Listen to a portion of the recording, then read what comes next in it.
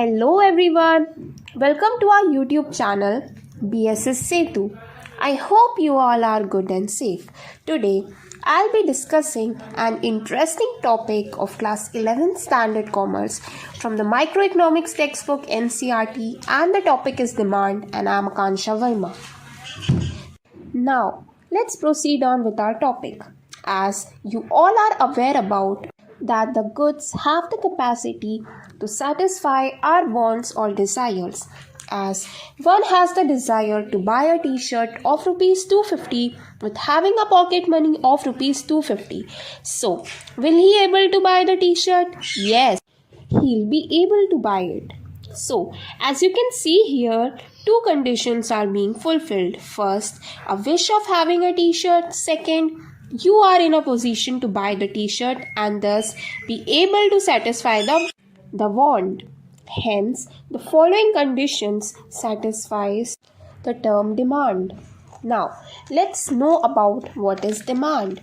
Demand is the quantity of a commodity that a consumer is willing and able to buy at each possible price during a given period of time. In other words, demand is that quantity of a good in which a consumer is in a state to buy, and also he should have a desire for it. Now, let's understand about this more with the help of an example.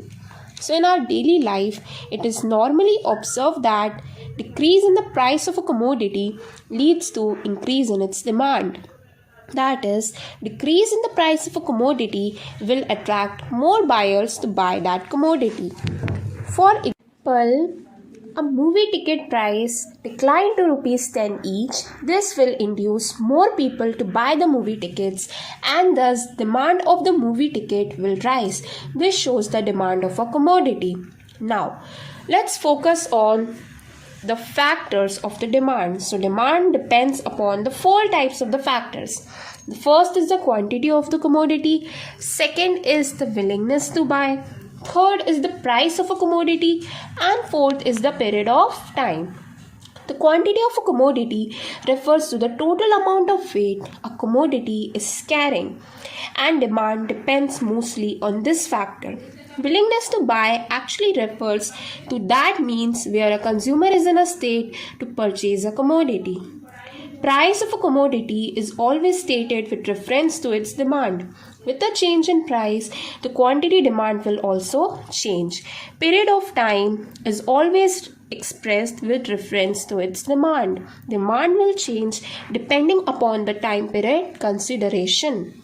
Now, let's move on to the types of the demand. So, a demand for a commodity have the following types. The first type is the individual demand. Individual demand refers to the quantity of a commodity that a single consumer is willing and able to buy at each possible price during a given period of time. And the second type is the market demand.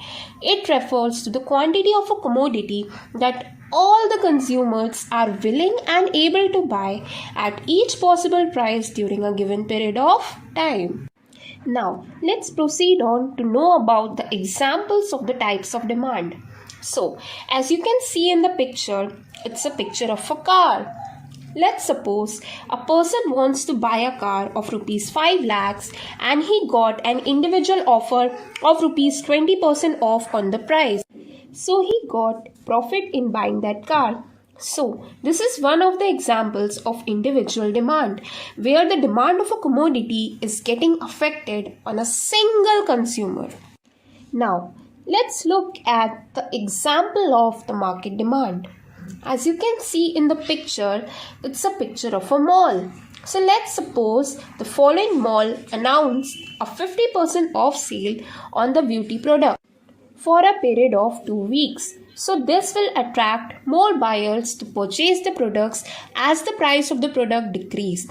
Therefore, the demand of a commodity is getting affected. Now, let's know about what is the law of demand. So, the law of the demands states the inverse relationship between the price and the quantity demanded, keeping the other factors constant.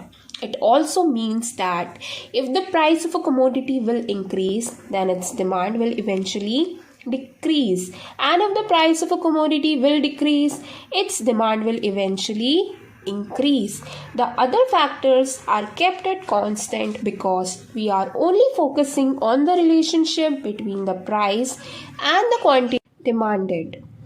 Now, let's understand this concept better with the help of an example. As you can see in the table, from first column of the price of a commodity to the last column, the units of price are getting decreased from top to bottom. That is from first unit to first unit. And in the second column of the quantity demanded, the demand is getting increased from top to bottom. That is from first unit to fifth unit. So with the help of the table and the graph, it clearly shows that more and more units of the commodity are demanded when the price of a commodity is falling down. Now, let's discuss what we have learned so far. We discussed about the concept of demand with its example. We also focused on the types of demand with their following examples.